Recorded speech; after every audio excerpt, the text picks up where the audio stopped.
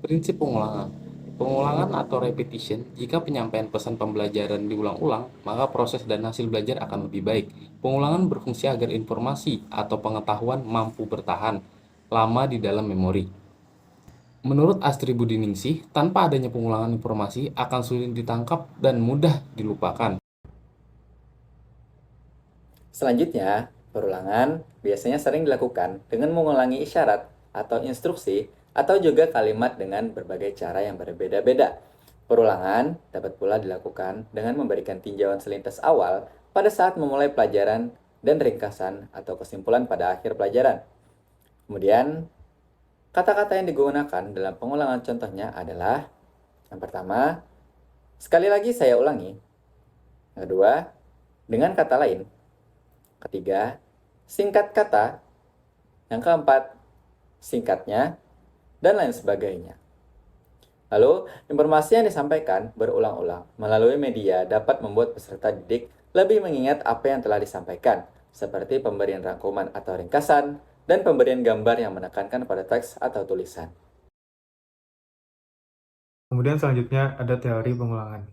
Dalam proses belajar, semakin sering diulangi, maka semakin ingat dan melekat pelajaran itu pada diri seseorang tersebut. Mengulang dapat secara langsung sesudah membaca, tetapi juga lebih penting adalah mempelajari kembali bahan pelajaran yang sudah dipelajari. Berdasarkan teori dari beberapa ahli yang diantaranya menurut Hermann Ebbinghaus, seorang psikolog Jerman pada tahun 1885, dalam bukunya yang berjudul Memory, A Contribution to Experimental Psychology. Ebbinghaus menjelaskan hasil penelitiannya tentang pengulangan kata-kata non-seksial dan bagaimana pengulangan tersebut mempengaruhi kemampuan seseorang dalam mengingat. Kemudian ada pula teori menurut Robert Bjork. Seiring berjalannya waktu, penelitian tentang pengulangan terus dilakukan dan berkembang. Robert Bjork, seorang psikolog dari University of California, Los Angeles, menyatakan bahwa cara mengulang yang tepat adalah dengan memberikan jeda atau interval antara pengulangan. Hal ini dikarenakan pengulangan yang terlalu dekat atau terlalu sering dapat menyebabkan kebosanan dan kelelahan. Yang berikutnya ada batasan teori pengulangan. Jika pengulangan dilakukan terlalu sering dan pengulangan tersebut dilakukan tanpa adanya variasi, dapat mengurangi keefektivitasan pengulangan tersebut, sehingga menyebabkan kebosanan dan kelelahan bagi para peserta didik.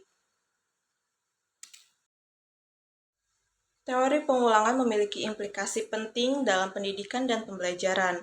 Guru dapat menggunakan prinsip-prinsip teori pengulangan untuk mengembangkan strategi pengajaran yang efektif, seperti memberikan tugas untuk mengulang materi atau memberikan kuis atau tes yang memerlukan siswa untuk mengingat kembali materi yang telah dipelajari sebelumnya. Dengan adanya pengulangan, maka siswa akan mengerti informasi mana yang lebih penting dan harus mendapatkan perhatian yang lebih.